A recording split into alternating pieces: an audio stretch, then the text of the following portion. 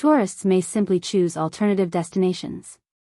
Similarly, dining costs in England often exceed those in Spain or Portugal, where comparable experiences can be noticeably cheaper. This raises deeper questions about competitiveness. Coastal towns, once vibrant tourism hubs, are experiencing visible slowdowns. United Kingdom in 2026. An island nation, but increasingly harder to access. A tourism powerhouse. Yet facing growing challenges, from strained infrastructure to environmental concerns. It's striking that while ambitions remain high, aiming for 50 million international visitors, parts of the hospitality sector are under visible pressure, with closures affecting accommodations and restaurants. The introduction of the ETA system has added a new layer to travel. While the cost itself may be modest, the psychological effect, no permit, no travel, can make spontaneous trips feel more complicated, especially for European visitors who were once used to seamless movement.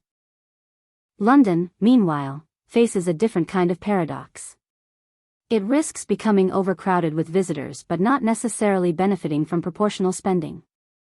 When luxury goods are significantly more expensive than in cities like Paris due to tax differences, high-end stick travel patterns have shifted, and overnight stays have declined significantly in recent years.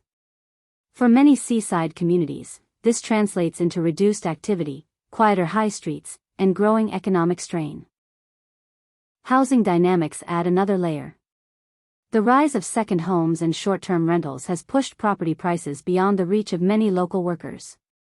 As a result, key staff, chefs, waiters, hotel employees, are being priced out, leaving businesses struggling to operate even when demand exists. The hospitality sector more broadly reflects this pressure. Business closures have accelerated in certain periods, with rising costs playing a central role. Higher taxes, wage increases, and energy expenses are forcing difficult decisions. Many businesses are reducing hours, cutting staff, or shutting down entirely. Even well-known brands have had to scale back operations. At the SAM London, meanwhile, faces a different kind of paradox. It risks becoming overcrowded with visitors but not necessarily benefiting from proportional spending. When luxury goods are significantly more expensive than in cities like Paris due to tax differences, high-end stick travel patterns have shifted, and overnight stays have declined significantly in recent years. For many seaside communities, this translates into reduced activity, quieter high streets, and growing economic strain. Housing dynamics add another layer. The rise of second homes and short-term rentals has pushed property prices beyond the reach of many local workers. As a result, key staff, chefs, waiters, hotel employees, are being priced out, leaving businesses struggling. Connectivity has weakened. Over the long term, domestic flights have declined significantly, reducing accessibility between regions. For remote areas, such as parts of Scotland or coastal England, this creates additional barriers for tourism and economic activity. Airlines are also sensitive to cost structures, and rising taxes like air passenger duty influence where they choose to operate. This shift has a broader impact.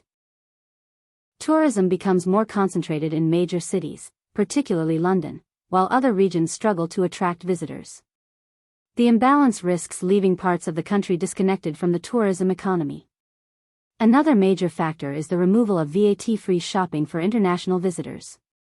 This policy change has altered the competitive landscape.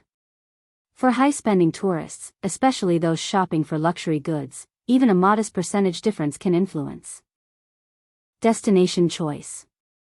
Cities like Paris or Milan, which offer tax refunds, become more attractive in comparison. As a result, London continues to attract visitors, but spending patterns may be shifting. High footfall does not always translate into high revenue, raising concerns about long-term positioning in the global tourism market. The ETA system further shapes perception. While designed for security and control, it introduces friction into the travel process.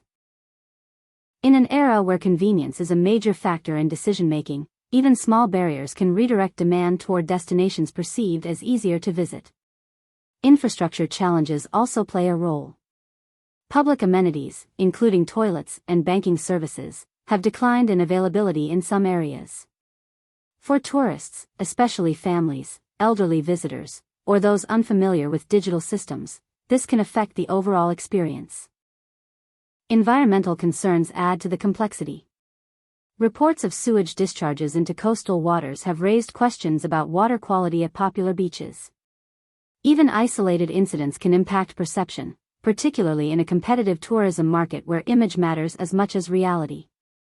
All of this feeds into a broader issue: cost versus value.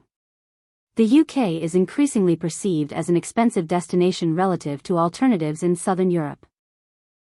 When travel, accommodation, and dining costs are significantly higher, many travelers, both domestic and international, begin to reconsider their options. For British families, this creates a paradox.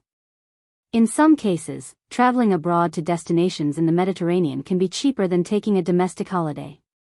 This shift affects internal tourism flows and puts additional pressure on local economies. The result is a complex picture.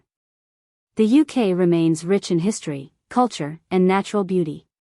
Its appeal has not disappeared, but the conditions around that appeal are changing. Costs are rising, connectivity is evolving, and policy decisions are reshaping competitiveness. The question is not whether the UK can attract tourists; it clearly still can. The real question is whether it can maintain a balance between accessibility, affordability, and quality of experience. Tourism thrives on ease, value, and perception. When any of these weaken, even a strong destination can face challenges. The UK's future as a tourism leader may depend on how it adapts, whether through policy adjustments, infrastructure investment, or a renewed focus on visitor experience. Because in the end, tourism is not just about numbers. It's about whether people feel welcomed, whether they find value, and whether they choose to return.